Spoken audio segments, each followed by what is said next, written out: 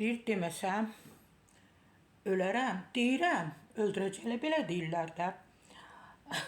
Bilirsiniz, çox tez-tez belə rast gəlirlər, özlərinə deyirlər, biz böyük sənətkarıq, biz böyük sənətkarım. Bir dəfə dövlət konsertində iştirak etməyiblər.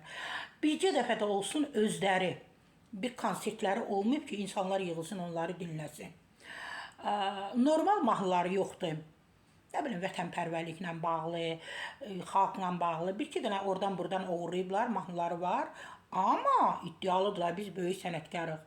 Bilirik də necə sənətkarlarsınız. Elə bir kişi var, bir kişi özünlə bağlı, iddialıdır. Sən idin də, evə getmirdin, maşınlarda yatırdın, gəzdiyin qızla elə toydan çıxırdın, nə bilim, ağac altında, çəmənlikdə, dərədə, dağda yatmışsan da. İndi qocalmısan, indi qarnın böyüyüb, yeriyə bilmirsən, təngənəfəsən, təzyiqin yuxarı, şəkərin yuxarı, indi olmuşsan, hamı buna baş əyməlidir.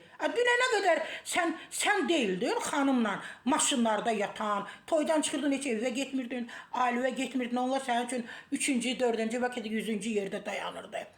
İndi insanlara məcbur edirsiniz ki, məni həzm etməlisiniz.